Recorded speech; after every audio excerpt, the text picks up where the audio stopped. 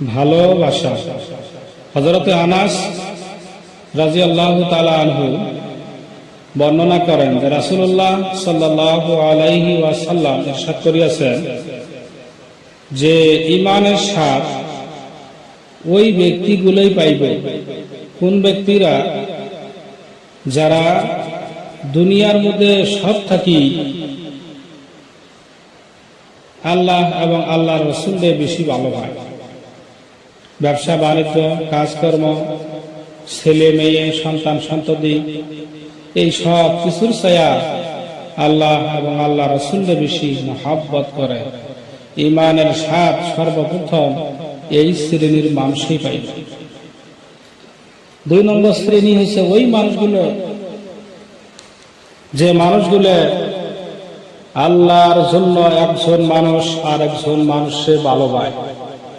একজন মানুষ আল্লাহ ভালোবাসার কথা বলছে, এই জন্য ভালোবাসে, কিন্তু আমরা ভালোবাসি যদি কোনো মানুষ টেহা দেয়, যদি কোনো মানুষ খানা খাওয়ায়, যদি কোনো মানুষ পয়সা দেয়, যদি কোনো মানুষ কাপড় দেয়, এই যে নানান ইত্যাদি আমরা কি করি, তারপরে আমরা সেই মানুষটাকে ভালোবাসি।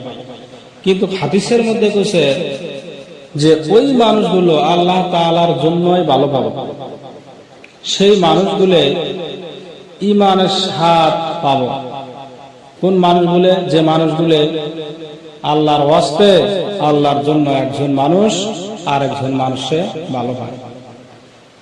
3 নম্বর ওই মানুষগুলো যে মানুষগুলো পাপ কাম করার পরে আবার তওবা করে ফিরে এসেছে এবং ঈমান পরিপূর্ণভাবে নিয়ে এসেছে। ঈমান আনার পরে তাদের পাপ কাম এত বড় ঘৃণিত হয়ে দাঁড়ায় যে ঈমানদাররা যারা ঈমান আল্লাহ তাআলার জন্যই নিয়ে এসেছে, তারা এই দুনিয়ার ভিতরে আগুনে যাইতেও তারা ভয় করে না। তারা আগুনে পারলে আগুনে ঝাঁপ দিব, তারা কোনোদিন গুনার কামে যায় না। এই জন্য বন্ধুরা, এই পৃথিবীর মধ্যে ভালোবাসা করলে আল্লাহ এবং আল্লাহ রাসূলের সাথেই ভালোবাসা করেন, এই ভালোবাসা চিরদিন থাকবে।